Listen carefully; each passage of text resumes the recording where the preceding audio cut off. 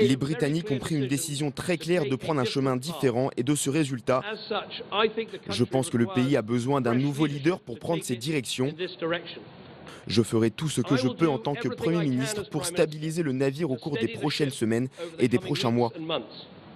Mais je ne pense pas que ce serait bien pour moi d'essayer d'être le capitaine qui dirige notre pays vers sa prochaine destination. 51,9% des voix, le out l'emporte. La Grande-Bretagne ne fera bientôt plus partie de l'Union européenne. Les électeurs se sont rendus massivement aux urnes. Un verdict implacable, un choc pour les Britanniques et une déflagration pour l'Europe. Europe Hebdo spécial Brexit. Nous allons analyser ce résultat, ses conséquences sur le Royaume-Uni, sur l'Europe, sur notre économie et bien entendu sur la France. Et pour en débattre, je reçois Emmanuel Morel. Vous êtes député européen, membre du groupe socialiste.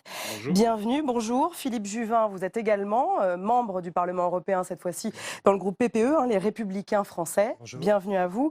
Yves Bertoncini, vous êtes le directeur de l'Institut Notre Europe. Bienvenue, bonjour. Et en face de vous, Christopher Chantray, représentant du Parti conservateur britannique ici à Paris. Vous êtes par ailleurs le président de l'association British Community Committee en France. Bienvenue à vous. Messieurs, alors cette sortie annoncée de la Grande-Bretagne de l'Union européenne, est-ce que c'est une bonne nouvelle? Est-ce que ça permet une clarification finalement ou est-ce que c'est une catastrophe? Yves Bertoncini. C'est une amputation pour l'Union européenne. Ça va être douloureux. Ça va se passer pas forcément en douceur.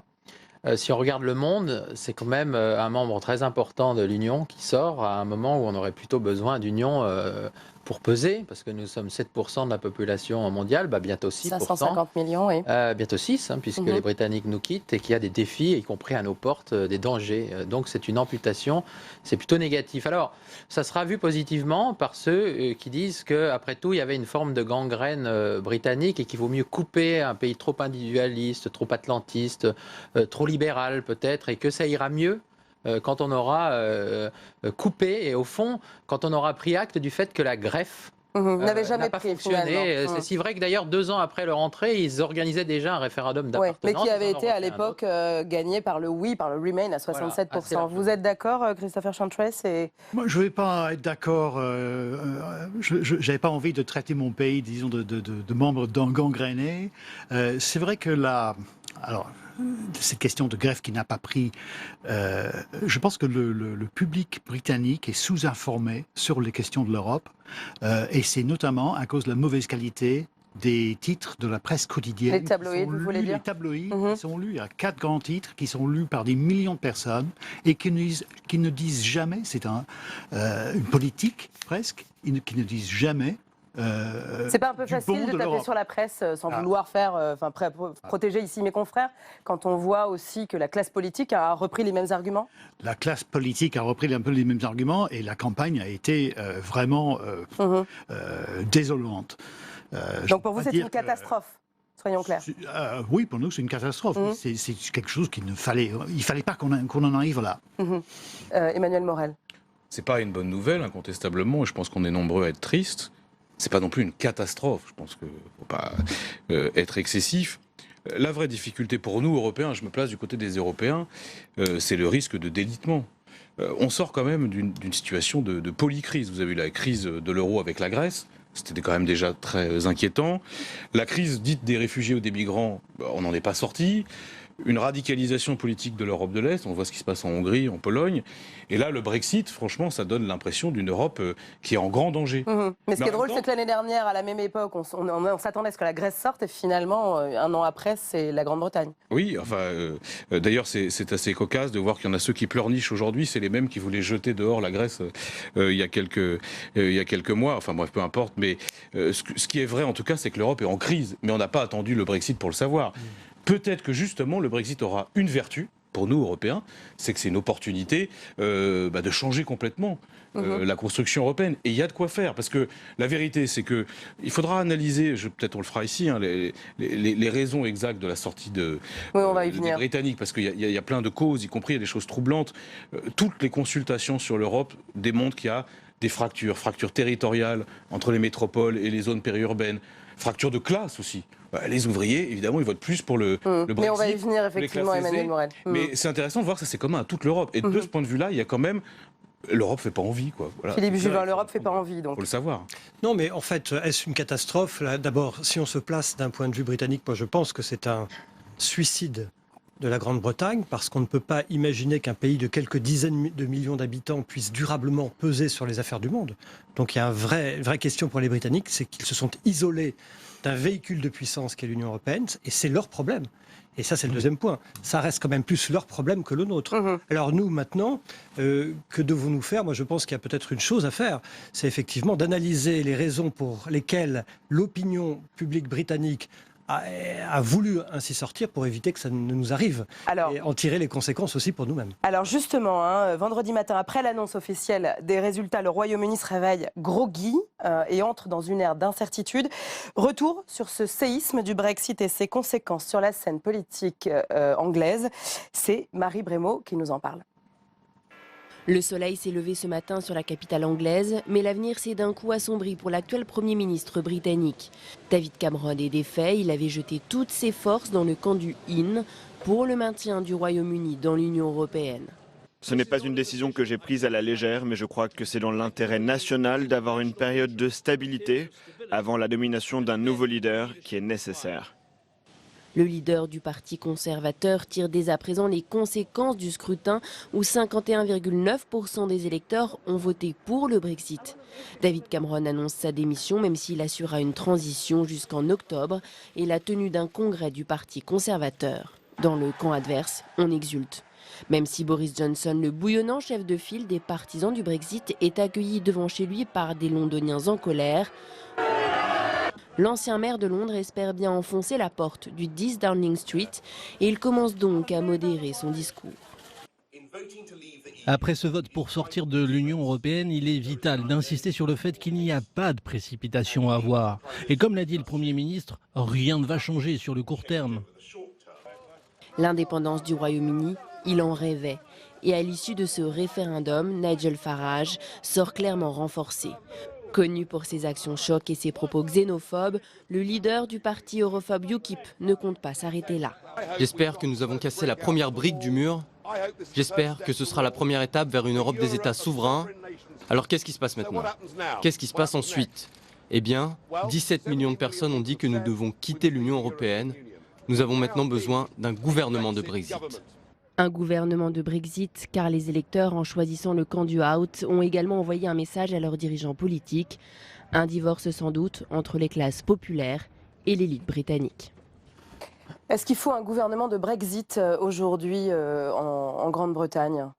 Si on est Nigel Farage, oui, parce que lui a des ambitions personnelles. Il se voit, j'imagine, partenaire en coalition, UKIP et Parti conservateur. Donc il se voit député Premier ministre. C'est le poste qu'avait occupé le leader des libéraux-démocrates, Nick Clegg, dans le gouvernement de 2010. Là, c'est clair, hein, ce monsieur est ambitieux. Mais ce n'est pas forcément une bonne solution. Ce n'est pas une bonne solution, non. Il faut arrêter de se raconter des histoires un peu mythomanes. Il faut maintenant être pragmatique et voir comment on peut régler, comment on peut mettre en œuvre la décision prise par le peuple hier. Et ce n'est pas une continuation de la campagne. C'est pas ça qui va le faire. Il faut. Donc quand vous entendez Boris Johnson qui dit on n'est pas pressé, après tout, prenons notre temps, c'est complètement. Ça, c'est du Boris Johnson. C'est du Boris Johnson. Yves Bertoncini.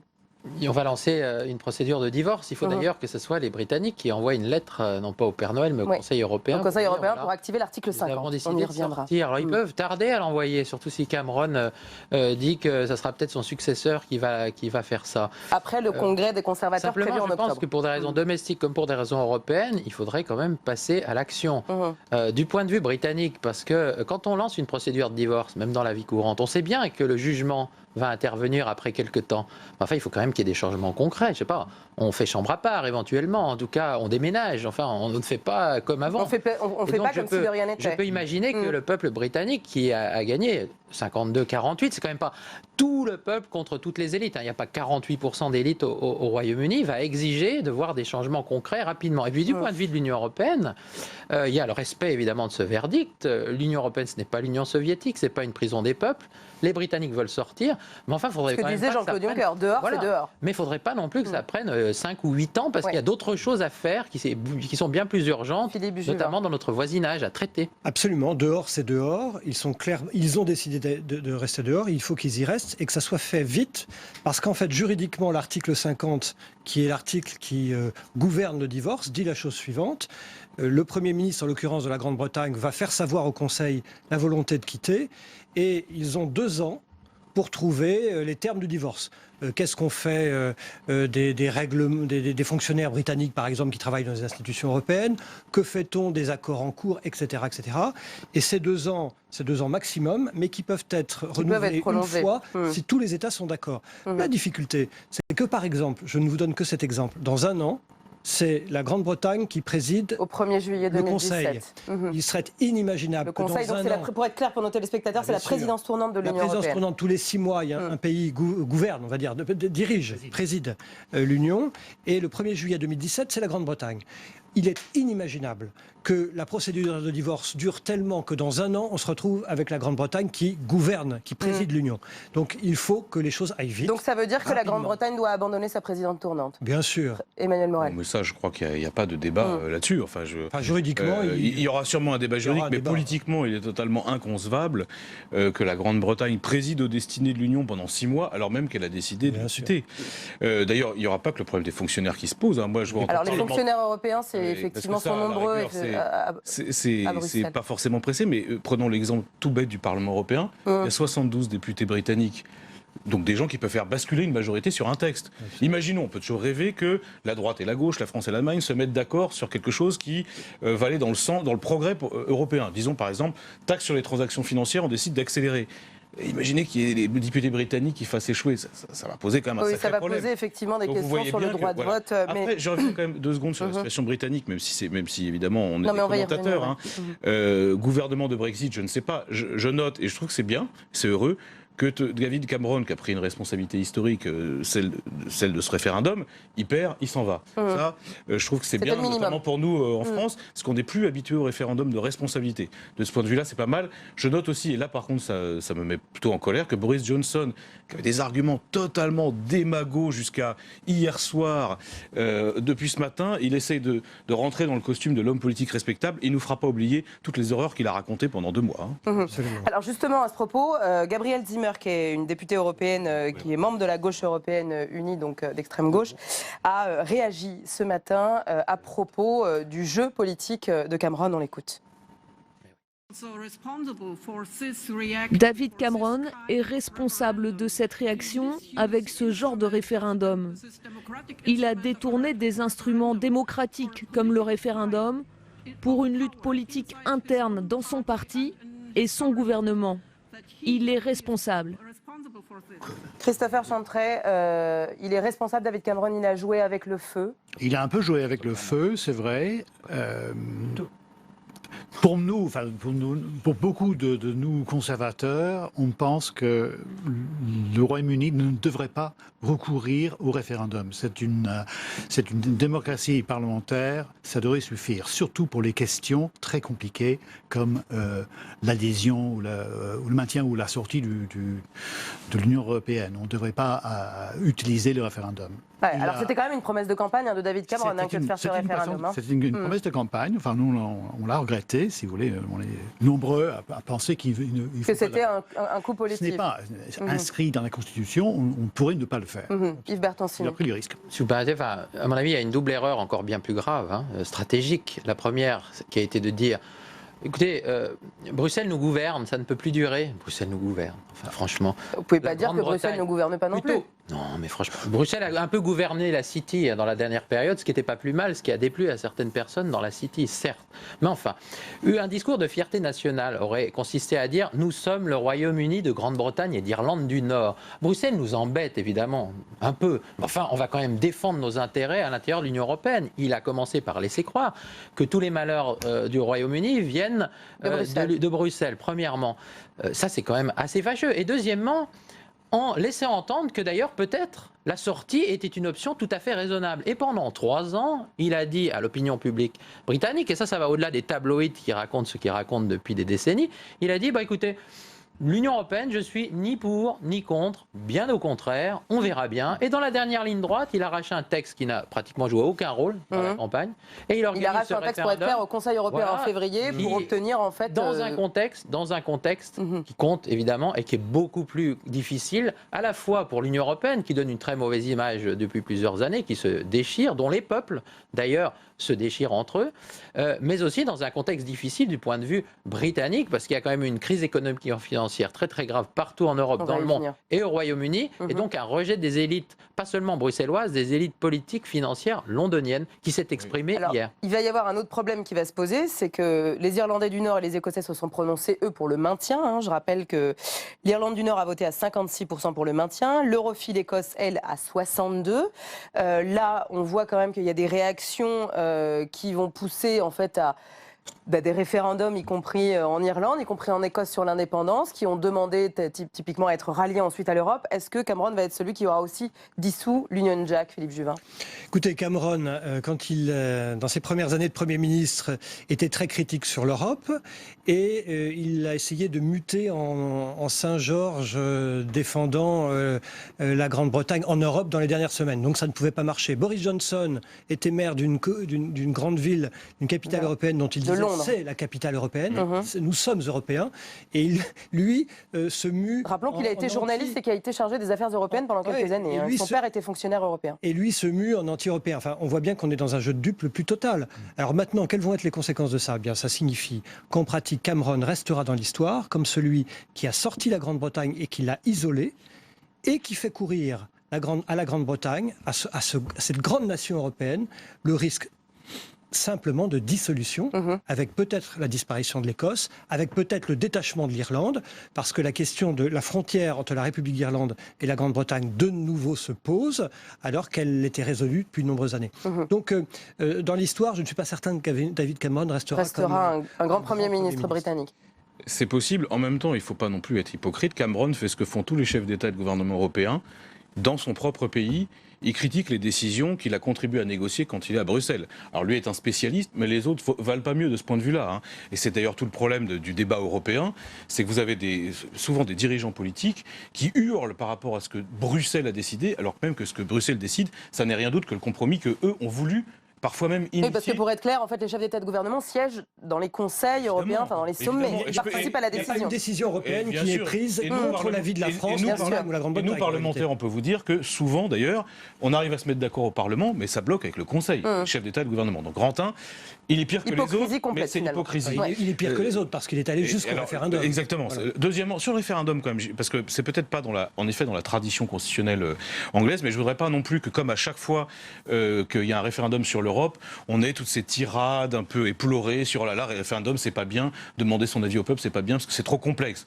La vérité, quand même, c'est que depuis plus de 10 ans, à chaque fois qu'on demande leur avis à n'importe quel peuple européen, qu'il soit traditionnellement europhile ou europhobe et tout ça, il dit non.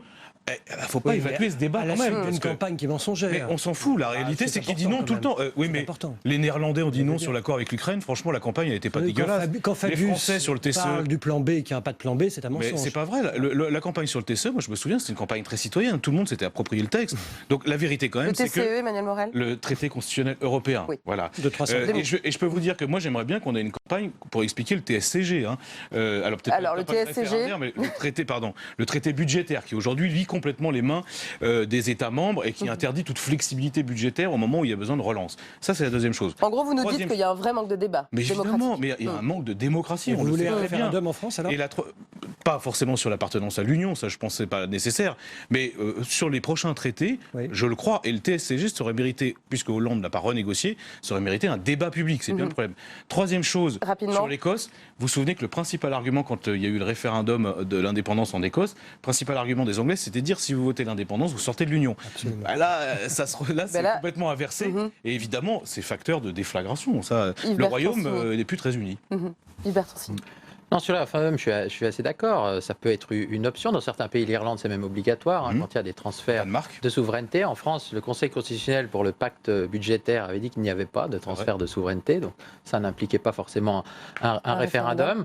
Je signale quand même au passage que le traité constitutionnel européen qui avait été rejeté par référendum en France et aux Pays-Bas avait été voté par référendum en Espagne et au Luxembourg. La différence, quand on recourt au référendum européen, c'est s'il s'agit de référendum d'appartenance, comme hier, on peut donner satisfaction au peuple. Pas de problème. Les Britanniques veulent sortir, ils vont sortir. Si ce sont des référendums d'approfondissement, les Danois, par exemple, n'ont pas voulu rentrer dans l'euro. Ils ne sont pas rentrés dans l'euro. Le problème, c'est les référendums de gouvernance, type traité de Lisbonne, traité constitutionnel européen, les règles communes. Même chose, le référendum néerlandais sur l'accord d'association UE-Ukraine. L'accord d'association UE-Ukraine, c'est pour toute l'UE. Et là, on se retrouve coincé parce qu'un peuple, fût-ce après un référendum, ne peut pas imposer sa volonté aux 27 autres. Le déni de démocratie, parfois en Europe, il est là-dedans, je le dis pour les Français, parce qu'il y a un coup politique. il faut qu'ils mettent un S à la fin dans le déni de démocratie. On ne peut pas, parce qu'on a voté non en France en 2005, par exemple, continuer à dire on n'a pas respecté notre nom, mais les autres, il faut bien respecter ce qu'ils pensaient, parce que l'Europe, on l'a construit à plusieurs, ou alors on fait bande à part comme les Britanniques. Comme ce qu'on voit aujourd'hui. Alors, bien entendu, la réaction des marchés ne s'est pas faite attendre. Dégringolade des monnaies, de la livre, de l'euro, les bourses mondiales dévissent. C'est un petit peu la panique. Les explications d'Héloïse Grégoire. On est encore sonné dans cette banque. Personne n'avait anticipé la victoire du Hout au référendum. Tout le monde croyait que le maintien dans l'Union européenne allait l'emporter et c'était vraiment un consensus au niveau des investisseurs et des marchés financiers. On a d'ailleurs cru à peu près jusqu'à 2h du matin, 3h du matin que ça allait être le cas. Et l'autre point, c'est que le Brexit entraîne une incertitude et on sait très bien que l'incertitude est négative pour les marchés financiers, pour l'investissement dans l'économie réelle, donc c'est certainement la plus grosse problématique à moyen terme. L'onde de choc est mondiale jusqu'au Japon. La bourse de Tokyo a perdu 7%. Quant au DAX, l'indice boursier de Francfort a été balayé par un vent de panique et a chuté quasiment dès son ouverture de moins 10%. C'est au tour de la bourse de Paris de plonger à 9h32 de près de 10% également. Les différentes banques centrales ont rapidement réagi en injectant des liquidités pour rassurer les marchés boursiers et canaliser les taux d'intérêt. C'est le cas de l'Angleterre ou de la Suisse. Le meilleur moyen d'endiguer la panique sera d'avoir une action des banques centrales coordonnée et rapide. C'est ce qui commence à se mettre en place progressivement. Et le deuxième point, c'est aussi de ne plus avoir une incertitude politique concernant la manière dont vont être réglées la sortie du Royaume-Uni de l'Union européenne. La Banque centrale européenne, véritable pompier financier, s'est dit prête à fournir 326 milliards d'euros. Alors, à la mi-journée, le CAC 40 avait dévissé de quasi 8%, 8,42% à un petit peu plus de 4000 points. Là, clairement, la devise, la livre est au plus bas depuis 1985. C'est quoi les risques pour l'économie européenne? C'est de revivre 2008 avec la chute de Lehman Brothers ou on est encore dans un scénario bien pire? Philippe Juvin. D'abord, il y a un risque pour l'économie britannique. L'économie britannique, c'est 1%, c'est 3% du PIB mondial, c'est-à-dire en fait une goutte d'eau. Et c'est surtout, grâce à l'Union européenne, un accès pour les entreprises britanniques à un marché de 550 millions d'habitants qui est l'Union européenne. Ce marché, aujourd'hui, ne leur sera plus accessible si ce n'est en payant des droits de douane. Parce que les droits de douane, pour être clair, ils peuvent être remis en place dès demain? Alors, dès demain, non, mais dans les mois qui viennent. Dans les mois qui viennent. De la même manière, en fait, la Grande-Bretagne va, à terme, dans les mois qui viennent, être traitée comme un pays tiers par l'Union européenne, c'est-à-dire et par les partenaires de l'Union européenne. Par exemple, l'Union européenne a signé un contrat d'association commerciale avec le Canada, avec la Corée du Sud, avec lesquels nous commerçons en ayant aboli des droits de douane. Eh bien, le Canada et la Corée risquent probablement de dire à la Grande-Bretagne désormais, nous vous traitons différemment. Donc, il y a un risque d'abord pour l'économie britannique. D'accord. Hubert Toncini.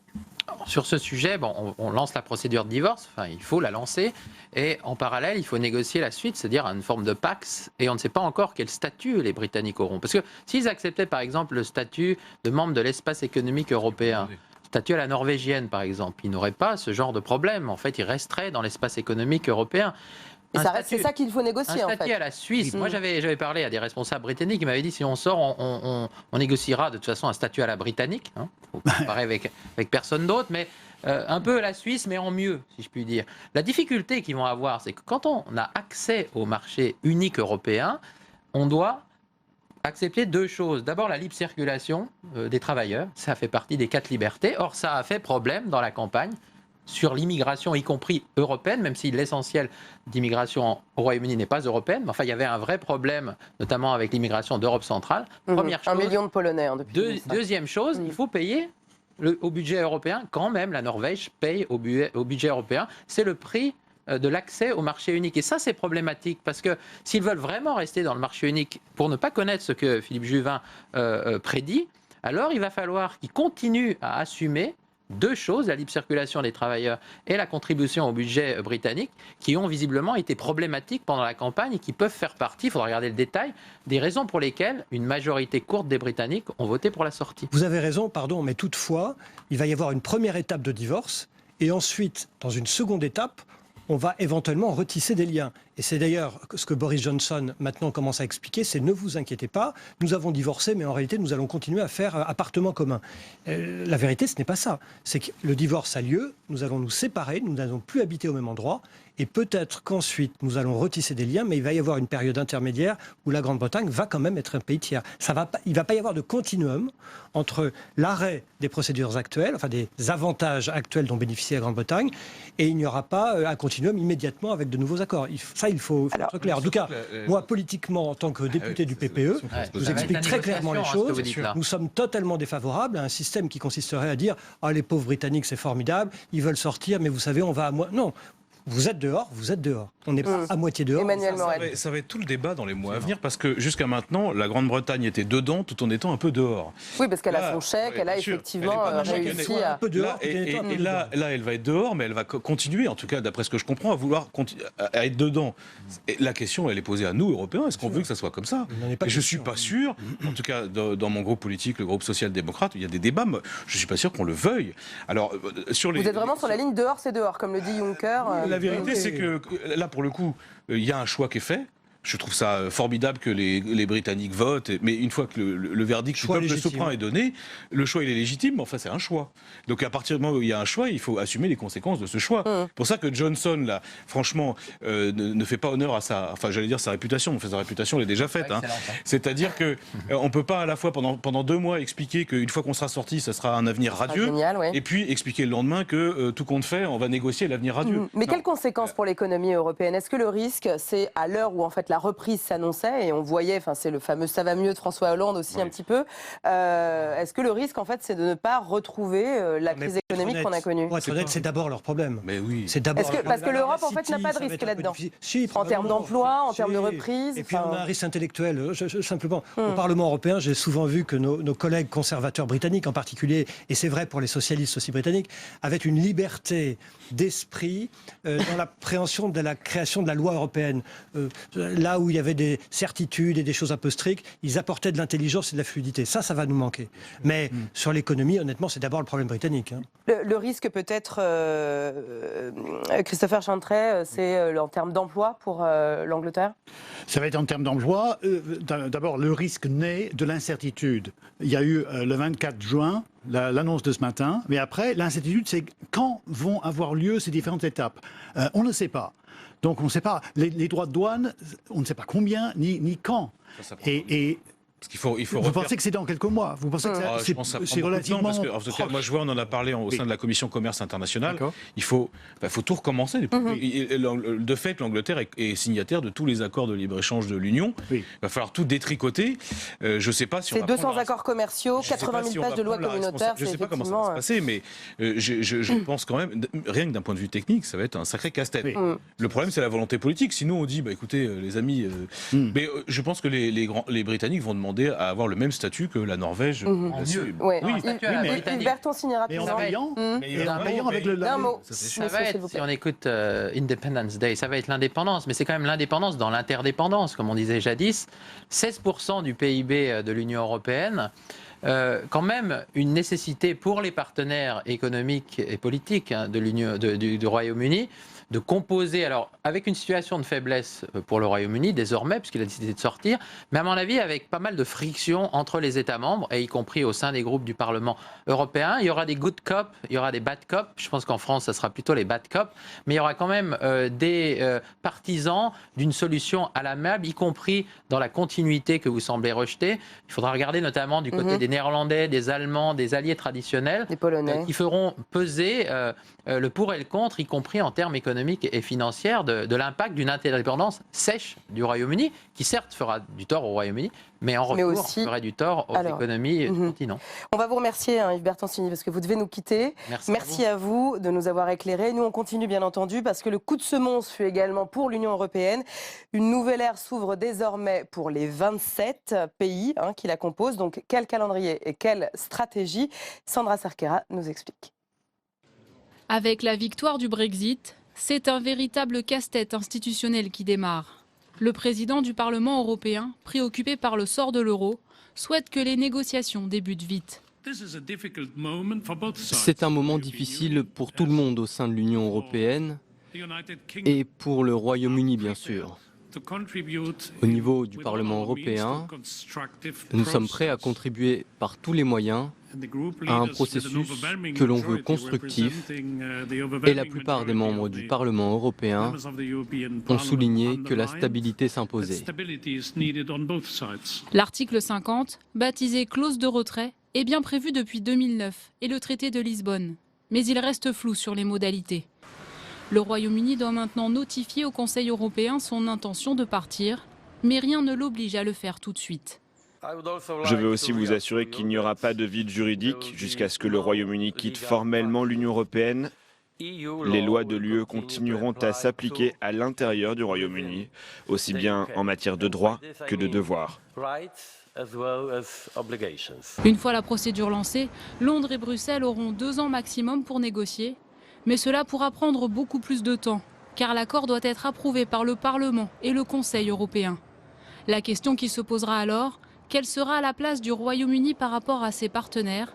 Tout est envisageable, imiter l'Islande et la Norvège en rejoignant l'espace économique européen, mais avec l'obligation d'accepter la libre circulation des personnes, c'est-à-dire ce que les partisans du Brexit veulent éviter.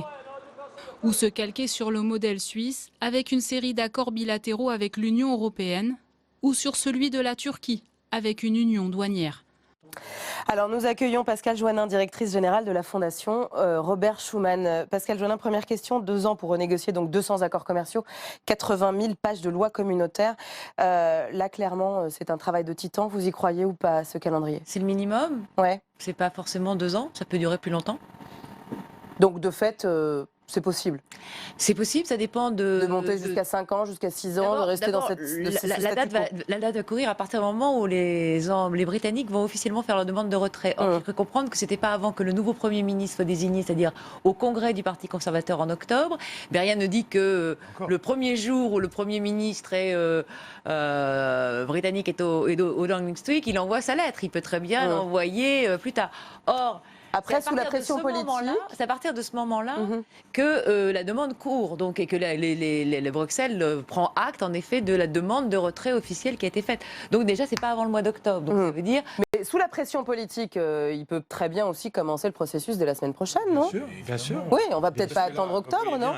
La période d'incertitude est quand même problématique économiquement. Il ne faudrait pas qu'on donne une image, déjà qu'on a souvent tendance à donner une image juridico-technocratique aux questions européennes. Enfin là, je m'excuse, c'est vraiment une question politique. Donc on ne va pas commencer à finasser, à détailler tel machin. À partir du moment où ils ont fait un choix, il faut l'assumer, il faut que l'Union européenne elle aille de l'avant. Parce que donc sinon, ça veut dire, vous imaginez quand même la situation, c'est-à-dire ils votent le Brexit et il se passe rien. Business as usual. Ah bah tiens, alors on va mettre tous les fonctionnaires. Donc on suspend les droits de vote. Emmanuel Morel, des parlementaires européens qui sont à Bruxelles. On empêche Cameron de venir ce mardi et ce mercredi au sommet européen. J'ai vu qu'un collègue, Alain Lamassoure, du groupe Philippe Juvin, disait à partir de la semaine prochaine, il n'y a plus de droit de vote pour les députés européens. Aux Britanniques, c'est quand même un débat qu'on va avoir très vite. Ça nous fait mal, parce que comme le disait Philippe Juvin à l'instant, les collègues britanniques, dans le Parlement européen, ils ont une voix singulière qui compte. Ils nous obligent à être intelligents. C'est intéressant de débattre. Je vois pour les travaillistes, c'est le cas même pour les conservateurs. Mais en même temps, il faut se rendre à l'évidence. La situation politique a changé et rien ne serait pire qu'une réponse à petits pas et techno, là où on a quand même besoin maintenant de retrouver du souffle politique. Merkel met en garde contre... Je veux bien que vous preniez une décision politique dès demain. Les députés britanniques ne siègent plus au Parlement européen. Il n'y a plus de commissaire européen à la Commission européenne. Mais est-ce que c'est illégal? Parce que pour l'instant, voilà, ils ont en effet, le peuple a tranché. Il y a en effet, on peut commencer à discuter si vous voulez, mais rien ne se fera de manière approfondie tant qu'en effet cette lettre n'aura pas été envoyée. Et donc 2 ans, c'est le minimum. C'est-à-dire que pendant 2 ans, le Royaume-Uni est encore membre de l'Union européenne. européenne, tout en étant en train de sortir. Je reconnais que c'est un peu freudien. C'est une première en fait dans l'Union européenne, mais alors Merkel met en garde contre des réactions trop rapides et simplistes des 27, Philippe Juvin. Bien sûr, mais il ne faudrait pas que l'on maintenant commence à finasser. Parce que et les Britanniques qui ont décidé de sortir et les Européens qui assistent au spectacle ne veulent pas se retrouver dans une situation où pendant plusieurs mois rien ne va se passer. Il y a une décision qui est prise, il faut l'assumer. Vous avez absolument raison de dire que juridiquement, il y a un flou majeur puisque les textes ne sont pas aussi contraignants que ça. Mais les textes permettent d'avoir un traité de divorce qui s'écrive en 2 ans ou moins. Rien n'interdit qu'on le fasse en moins. Ou plus.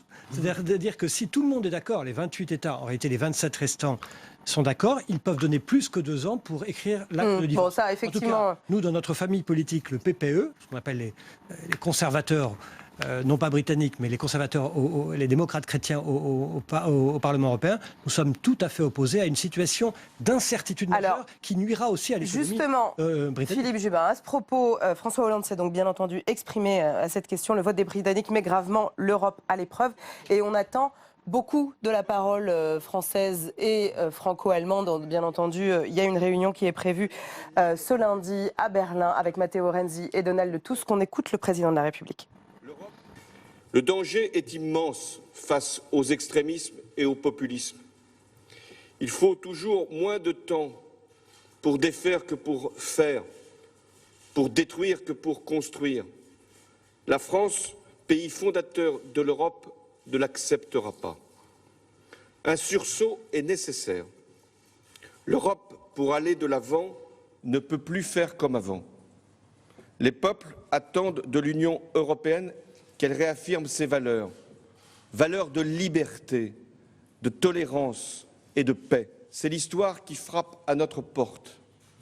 Ce qui se joue, c'est la dilution de l'Europe au risque du repli, ou la réaffirmation de son existence au prix de changements profonds. Je ferai tout pour que ce soit le changement profond plutôt que le repli. Et la France a une responsabilité particulière, parce qu'elle est au cœur de l'Europe, parce qu'elle a voulu l'Europe, parce qu'elle a bâti l'Europe, parce qu'elle est le pays qui peut entraîner les autres et qui est garant de l'avenir de notre continent. Alors justement, Juncker a réaffirmé la nécessité d'une initiative du moteur franco-allemand, ainsi qu'Angela Merkel. On les écoute. J'attends du moteur franco-allemand des prises de position très claires. Je voudrais que pour tout le monde, il soit clair, évident, nécessaire, que le processus d'incertitude dans lequel nous sommes entrés ne durera pas trop longtemps. Il faut accélérer les choses. Aujourd'hui représente une pause dans l'histoire européenne, une pause dans le processus d'intégration européenne. Les conséquences dépendront de l'attitude des 27 autres États membres qui devront être capables de tirer des conclusions du vote britannique, qui ne seront pas précipités et simplistes, car cela diviserait un peu plus l'Europe. Alors en gros, là, on est vraiment dans une séquence qui s'ouvre, c'est changer l'Europe ou la voir mourir. Emmanuel Morel. Oui, mais en même temps, j'ai envie de vous dire, ça date pas du Brexit. Hein. Juncker lui-même, qui parfois est inspiré, avait dit « ma commission, c'est celle de la dernière chance ». Donc encore une fois, le Brexit, ça n'est... Et il parlait déjà de polycrise à l'époque. Ça n'est rien d'autre que la conclusion d'une séquence de crise qui dure depuis des mois. Donc de toute façon, bien sûr, il va falloir changer. On parle beaucoup d'initiatives franco-allemandes. Moi, j'aimerais déjà qu'on prenne une initiative française. Parce que le problème des initiatives franco-allemandes dès le départ, c'est qu'on n'a pas eu le temps de discuter franchement avec notre partenaire principal, en l'occurrence Madame Merkel, sur ce qu'on veut pour l'Europe. Mais est-ce que la France elle-même sait ce qu'elle veut pour l'Europe ? J'espère. Enfin, en tout cas, moi je sais. François Hollande disait déjà en 2012, je vais changer l'Europe. Il aurait dû renégocier le TSCG. C'est un peu le péché originel du traité budgétaire. Je suis de gauche, je l'ai soutenu, j'ai voté pour lui, mais je le regrette. Mais c'est pas trop tard. Et là, clairement, vous dites, il faut que la France sache ce qu'elle veut. La France, à mon avis, ce qu'elle doit dire, c'est que plutôt que une sorte de fuite en avant que constituerait une sorte de saut fédéral, on ne sait pas trop pourquoi d'ailleurs, il faut dire. on est sur l'intervention. Il faut que l'Europe des projets. Il y a des grands projets qui nous tiennent à cœur, des choses qu'on peut faire maintenant. Je prends un exemple quand même qui donne une image navrante de l'Europe. La France et l'Allemagne s'étaient engagés sur la taxe sur les transactions financières. Droite et gauche confondues, on avait dit, c'était la taxe Tobin à l'époque, voilà quelque chose qui est important, ça régule un peu les places financières, ça permet d'abonder le budget européen qui est rikiki. Puis finalement, cette coopération renforcée qui devait être à 15 puis à 11, là on arrive à 9, les pays commencent à traîner des pieds, on ne va pas le faire. Alors ça aurait été un formidable... faisons-le. Deuxième exemple, la Commission nous condamne, nous Français, parce qu'on a décidé que les transporteurs routiers, parce qu'on leur a imposé de passer les transporteurs routiers au SMIC.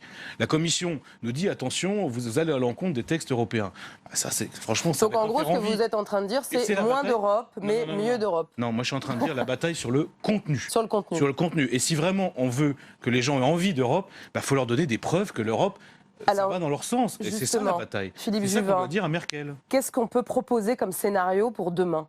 D'abord, il faut un pilote dans l'avion. Il n'y a pas de pilote aujourd'hui. Hollande n'est pas un pilote. Mais Hollande est absent. Moi, je suis effaré. D'abord, vous l'avez entendu. En réalité, il n'a rien dit. Il a dit oui, c'est grave, attention. Oui, bon, ça, merci. Il ne faut pas être président de la République pour le dire.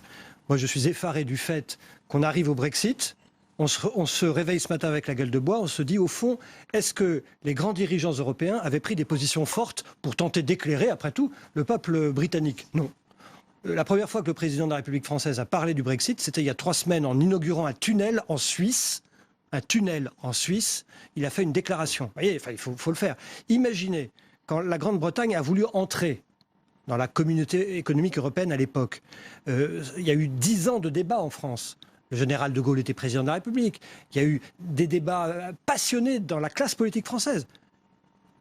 Le président de la République française n'a pas évoqué la question du Brexit avant que le Brexit ait lieu. Alors, en fait, je vous renvoie, pas par hasard, à l'Assemblée nationale, ce mercredi, il y a eu une séance de questions au gouvernement qui était dédiée à l'Europe. Pardon, mais toute la classe politique française, dans ce cas-là, n'est pas à la hauteur du débat sur l'Europe, Philippe Juvin. Non, ce que je veux pas dire juste le président de la République. Quand vous êtes président de la République, vous êtes en charge d'un intérêt supérieur. C'est celui de faire en sorte que la voix de la France pèse en Europe. Pas pour forcément défendre les intérêts français, mais parce qu'il n'y a pas d'Europe s'il n'y a pas de moteur commun franco-allemand. Or, depuis que François Hollande est président de la République, il y a un effacement de la France tel qu'il n'y a plus de moteur franco-allemand. Donc la première chose à faire, c'est ce que Juncker a dit. Il a dit, messieurs les Français, messieurs les Anglais et messieurs les Britanniques, les Allemands, madame l'Allemande, en l'éclair, madame la chancelière, mettez-vous autour de la table et aidez-nous. Alors justement, là-dedans, qu'est-ce qu'on fait ? Est-ce qu'on fait une Europe sociale ? Est-ce qu'on sort de l'Europe hémiplégique qui est donc le marché unique et forcément un manque d'harmonisation fiscale, un manque d'harmonisation sociale, qui est cette demande parfois aussi de protection qu'on attend de la part de l'Union. On n'a pas le choix, peut-être, mais certains n'en veulent pas. Mais bon, alors, Pascal Jouannin. D'abord, moi je suis tout à fait d'accord. Il n'y a pas de. Si l'Europe va mal aujourd'hui, alors pas avant le Brexit, c'est parce qu'en effet le tandem franco-allemand marche mal. Voilà. Et on sait que l'Allemagne ne peut pas prendre des initiatives toute seule parce que ça renvoie à un passé assez douloureux de son histoire. Donc elle a besoin que la France soit un petit peu l'agitateur d'idées. Et je rejoins Philippe Juvin là-dessus, c'est que en effet depuis 4 ans, on n'a pas vu beaucoup d'agitation d'idées de la part du président de la République. Alors il décide aujourd'hui, dans un élan, j'allais dire un peu tardif, de dire je vais aller dans l'émotion aussi du moment. Je vais aller à Berlin lundi discuter avec la chancelière. Mais pour parler de quoi ? Parce que vous avez parlé de la taxe financière. Moi je me souviens qu'on pouvait aussi parler de la fiscalité entre la France et l'Allemagne, d'essayer de voir dans quelle mesure les 2 pays qui sont les moteurs de l'Union européenne, qui sont les 2 tiers de la zone euro et les 2 premières puissances de l'Europe, puissent en effet ne plus se faire concurrence sur des bases différentes, mais en effet harmoniser. C'est concret. Et c'est ce genre de choses qu'il faut qu'on essaye de mettre. Alors, ça peut être dans la fiscalité, ça peut être dans d'autres domaines. Il va bien falloir qu'on essaie aussi de faire des choses avec les Allemands en matière de défense, parce que les Anglais vont sortir. Mais ils ont déclaré en fait qu'ils continueraient dans le cadre de l'OTAN. Oui, mais ça, c'est une autre affaire. C'est une autre affaire. Il y a la défense européenne et il y a l'OTAN. Et donc, mais c'est des choses concrètes. Et je rejoins ce que vous avez dit. C'est comme ça que l'Europe a marché. Depuis Schuman, on prend un problème, on prend un projet, on le mène à bout de manière concrète. Ça fait un petit pas, peut-être. C'est pas suffisamment. Mais on peut imaginer les cercles concentriques autour de la zone euro, autour de l'espace Schengen. Le premier pas entraîne l'autre et on commence par ça et on continue. Et puis les autres pays qui veulent nous rejoindre au moment où ils sont prêts. Ils suivront. Emmanuel Morel. Encore une fois, arrêtons sur l'histoire du couple franco-allemand. C'est très important qu'il marche. Mais d'abord, il faut déjà qu'on s'explique avec les partenaires allemands. On donne l'impression qu'on veut la même chose. C'est pas vrai. Donc assumons en même temps qu'on ne veut pas la même chose et essayons de mettre sur la table. Sur la fiscalité, là, il ne faut pas être injuste. Pour une fois, l'Europe avance. Hein, on a voté des textes là, au Parlement il y a quelques semaines sur la fiscalité des multinationales. Le problème, c'est que et là, il y a un débat droite-gauche. Hein. Une partie de la droite européenne ne veut pas d'harmonisation de la fiscalité, l'impôt sur les sociétés ou la TVA. Ça, c'est un problème politique. Parlons-en. Mais après, sur quel contenu ? On a une Europe monétaire, en tout cas pour beaucoup d'entre nous. On a une politique budgétaire commune, une politique absurde, mais elle est commune. Mais en même temps, sur le social, sur le fiscal, c'est la concurrence à tout crin. C'est la compétition. Évidemment que les gens ne se reconnaissent pas là-dedans. Donc de toute façon, dans le débat qu'on doit avoir avec l'Allemagne, avant même de prendre une initiative, Parlement de la zone euro, je ne sais quelle encore avancée institutionnelle, il faut qu'on ait ce débat sur la priorité. Et il faut que nous, Français, on entre dans un rapport de force, je m'excuse, c'est comme ça que ça s'appelle, où on dise, voilà, nous, vers où on veut aller, voilà quel compromis on est capable de passer, mais on ne va pas renoncer à tout sous prétexte qu'il faut... Et il y a effectivement aussi la question de la gestion, notamment de la crise migratoire qui va se poser, toutes ces politiques. Ça, c'est très crises peut-être qui vont à terme encore poser problème, notamment en France, parce que là, le risque, c'est clairement l'effet domino. Marine Le Pen s'est exprimée ce matin à ce propos, on l'écoute. Nous vivons un moment historique. Hier, le peuple britannique a voté massivement, sans ambiguïté au vu des résultats, pour sortir de l'Union européenne et par là reprendre sa liberté de peuple. Le peuple britannique a donc apporté aux peuples européens, mais aussi aux peuples du monde entier, une éclatante leçon de démocratie. Il n'a pas cédé à la peur. Il n'a pas cédé aux prédictions apocalyptiques que l'on agitait au-dessus de sa tête et il a choisi une voie de liberté que le système cherchait à lui barrer. Et c'est également Jean-Luc Mélenchon qui a tenu à s'exprimer sur la nécessité de réformer l'Europe ou de la quitter. On écoute. Nous sommes dans une situation d'échec de l'Union européenne. Il n'est pas moins évident que cette situation comporte de nombreux dangers qu'il faut juguler, notamment celui du nationalisme et de l'opposition des peuples entre eux, car c'est au fond ce que l'Europe aura le mieux provoqué entre les pays membres de l'Union européenne. Au fond, si nous laissons les choses aller comme elles sont et comme elles vont, alors il n'y aura plus qu'une alternative. Changer l'Europe ou la quitter. Et ce sera le message que j'adresse aux autres dirigeants des gouvernements européens. L'Europe, pour les Français, on la change ou on la quitte. Christopher Chantray, finalement, on devrait limite vous remercier d'avoir ouvert la voie. C'est pas moi personnellement. Le résultat d'hier ou de ce matin, c'était pas du tout ce que beaucoup d'entre nous attendions. Mais nous aurions beaucoup aimé avoir voix au chapitre, à participer avec la France et avec l'Allemagne à une sorte de leadership tripartite de l'avenir de l'Union européenne. Je ne suis pas d'accord avec ce que dit Mme Le Pen ni avec ce que dit M. Mélenchon, bien entendu. Mais, non, mais réformer l'Europe ou la quitter ? Ou réformer l'Europe, surtout pas la quitter. C'était un peu la position britannique, c'est-à-dire on a réformé, on a obtenu quelque chose, mais finalement, maintenant, c'est à vous de vous exprimer. N'oublions pas que le Parti conservateur a été divisé en deux par ce référendum, et nous tous qui étions en faveur du maintien, c'était pour que le Royaume-Uni reste, mais soit une force pour réformer les institutions de l'Union européenne. Pas simplement s'en aller. Alors, il y a un sondage Odoxa qui a été fait pour iTélé qui donne le Frexit, donc la possibilité pour la France de sortir de l'Union européenne. Donc, les Français seraient opposés à 64%. Finalement, c'est plutôt une bonne nouvelle, Emmanuel Morel ?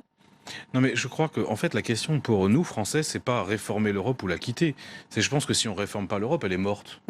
Voilà, donc c'est aussi simple que ça. Et la seule question qu'on doit se poser, nous, c'est comment on fait précisément pour la réformer et qu'elle soit plus en résonance avec les aspirations populaires. C'est à ça qu'on doit s'atteler. Ce que vous disiez tout à l'heure, c'est finalement un peu le constat d'échec aussi de François Hollande qui devait réformer cette Europe en 2012 et qui aujourd'hui se redonne un petit peu les mêmes je lignes. pense qu'il faut être moins sévère qu'avec François Hollande, ça va étonner certains de mes amis, mais ça m'arrive quand même. C'est-à-dire qu'il y a aussi des choses que la France a tentées et a réussi. Le plan Juncker doit beaucoup à l'investissement, même si en termes de résultats, c'est pas encore ça. Mais le plan d'investissement de 315 milliards d'euros. Le plan d'investissement, de relance de l'investissement, doit beaucoup à l'investissement de la France. Sinon, si on était resté sur la position allemande, franchement, on n'aurait pas bougé grand-chose. Donc, de ce point de vue-là, la France a joué son rôle. Je parlais de la taxe sur les transactions financières. Là, aujourd'hui, la France continue à plaider pour cette solution, même si d'autres s'en échappent. Donc, bon, il faut être moins sévère, mais ce qui est vrai en tout cas, c'est que moi j'attendrai de la France qu'elle porte haut et fort une vision de l'Europe. Qui donne du sens. Or, ça manque, mais ça manque aussi finalement Madame Merkel, parce que elle a cette autorité naturelle, c'est la chef, pour le coup, elle, c'est le chef du camp conservateur de la droite européenne. Mais quand on l'interroge sur sa vision, c'est plutôt celle quand même d'une cour de discipline budgétaire obsédée par la règle et les sanctions. C'est la version de Monsieur Schäuble, en fait.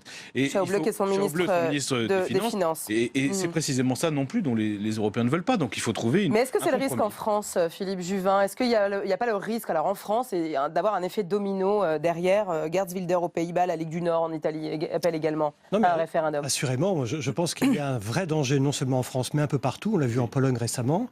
Effectivement, si on ne met pas plus de fluidité, d'expression de la démocratie. Je ne suis pas de ceux qui disent qu'il n'y a pas de démocratie en Europe. Tout ça, c'est de la blague. C'est vraiment de la blague. Il y a de la démocratie en Europe, mais elle ne s'exprime pas suffisamment bien. Probablement trop de technocratie, trop de caricatures de nous-mêmes, trop d'autisme parfois. Si on ne redonne pas un sens aux bienfaits européens. En fait, nous sommes incapables, nous les pro-européens, de montrer en quoi l'Europe est un bienfait. Et elle est là la vraie difficulté. Donc nous pensons... Depuis 2005, en fait, les pro-européens sont même plus entendables, quoi. Nous pensons, nous, aux républicains, que simplement, effectivement, si rapidement il n'y a pas une initiative franco-allemande forte, et sur laquelle peut-être je peux redire deux points, nous disparaîtrons collectivement. Et honnêtement, je le dis à mes amis souverainistes qui croient comme moi en la grandeur de la France. La France ne sera grande que si elle a un véhicule de puissance. Une France seule, isolée, elle n'est pas puissante, elle n'est pas souveraine. La souveraineté s'exprime parce que nous sommes justement unis. Alors c'est quoi la refondation de l'Europe que nous croyons absolument indispensable? C'est d'un côté le marché des 28, aujourd'hui les 27, qui fonctionne bien, c'est un marché de libre-échange, mais ça ne donne pas un sens. Et derrière, un certain nombre de nations, sur la base volontaire, vont accepter d'être plus intégrées en matière monétaire, un trésor européen, des eurobonds européens, une capacité un parlement de la zone euro, pourquoi pas? Une capacité à agir sur les crises asymétriques, une politique d'immigration commune, avec une politique d'asile identique, une politique de l'énergie commune, pas beaucoup, quelques compétences européennes extrêmement partagées et mises en commun. Pas beaucoup, il faut qu'il y ait de la lisibilité. Et là, on redonnera un sens à ce qu'est l'Europe. Pascal Joannin, vous êtes d'accord? Oui, tout à fait. Mais que ne l'a-t-on pas fait plus tôt? Absolument. Parce que vous dites le référendum en 2005. Moi, j'ai l'impression quand même que depuis le traité de Maastricht et la création de la zone euro, il y a eu des petites choses, bien évidemment, mais il n'y a pas eu de grand souffle. Et la faute à qui? Pas à M. Juncker, son prédécesseur ou son antéprédécesseur, à tous ceux qui sont succédés à l'Élysée, à la chancellerie allemande, au 10 Downing Street, à la Moncloa, c'est-à-dire les chefs d'État et de gouvernement. Quand ils se réunissent, n'arrivent pas à faire aboutir une volonté politique commune pour aller dans une direction. Et c'est ça qui est sanctionné aussi aujourd'hui par les Européens.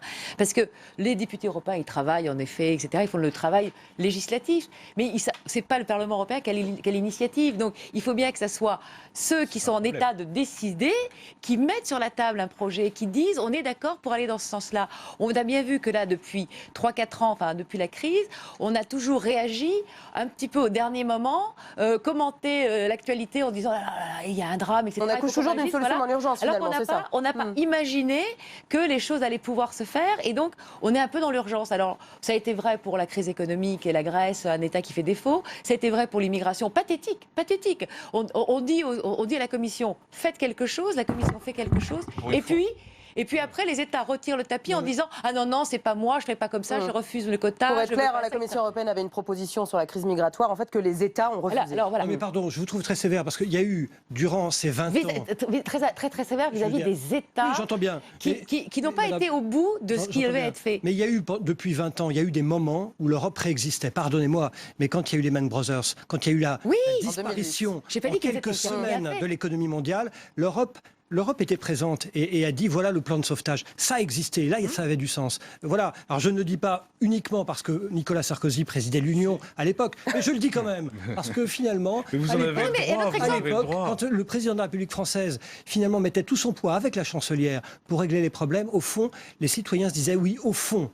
L'Europe, ce n'est pas parfait, mais ça sert à quelque chose. Alors justement, transition toute trouvée, est-ce que l'Europe, comme le dit Marine Le Pen, sera un des enjeux de la présidentielle de 2017 en France? Évidemment, c'est évident, et d'une certaine façon, c'est normal. Je veux dire, la politique européenne, c'est notre vie quotidienne. Je ne parle pas de nous, parlementaires, je parle de Français. On a connu des campagnes présidentielles où l'Europe était complètement absente. Mais c'est bien le problème, et vous le disiez tout à l'heure, la séance de questions au gouvernement, la mercredi, que finalement j'ai regardé sur le conseil de certains de vos confrères, c'était quand même pas flamboyant, qu'on a vraiment l'impression, vous savez, c'est dans ces textes, il y en a au PS, mais il y en a aussi chez les Républicains, on fait un gros texte et à la fin on dit et puis il y a l'Europe. Comme si c'était une sorte d'appendice. Venez aux Républicains. Venez aux Républicains. Non, ça franchement, j'en ai pas du tout envie. Et au RPR c'était pareil, mais bien sûr il faut que ça soit au cœur de la campagne européenne. Je reprends madame sur un point quand même, parce que vous dites c'est les États. Enfin, vous parlez de la Commission, je m'excuse, je crois pas que M. Barroso vous ait très envie. Barroso qui était l'ancien président de la Commission européenne. Barroso, il ne faisait rien pour contrecarrer les États, et comme les États ne lui demandaient rien, il faisait rien. Alors, M. Barroso disait de la Commission européenne qu'elle était technique et non politique. Sauf qu'elle était politique. Mais j'aimerais qu'on revienne sur 2017. Comment est-ce que ça peut être et comment ce sera moi, j'ai un enjeu vu de la en tout présidentielle? cas à droite, en tout cas dans ce qui est le camp des Républicains, un certain nombre de candidats à la candidature à la primaire. Ils sont 12. Mais les principaux, ils ont tous fait un discours sur l'Europe. Tous. J'ai les textes, donc si vous les voulez, vous les avez pas lus, je veux bien les envoyer. Je les ai lus. J'ai pas trouvé ça à gauche pour l'instant. C'est-à-dire que les candidats, il y en a aussi plusieurs, me semble-t-il, mais même le président de la République ne dit pas ce qu'il va faire sur l'Europe. Or, il est aux affaires aujourd'hui.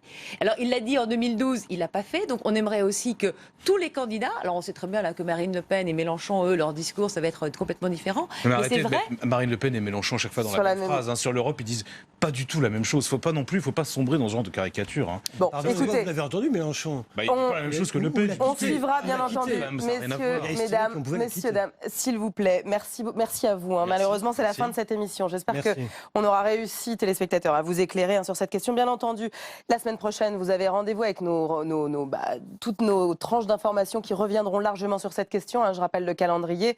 Le président sera donc à Berlin lundi, un sommet européen mardi, mercredi, ainsi qu'une session extraordinaire du Parlement dans laquelle vous siégerez, bien entendu. Merci à tous. Mardi matin. Merci à tous de nous avoir suivis et bonne suite de programmes sur les chaînes parlementaires. Ciao.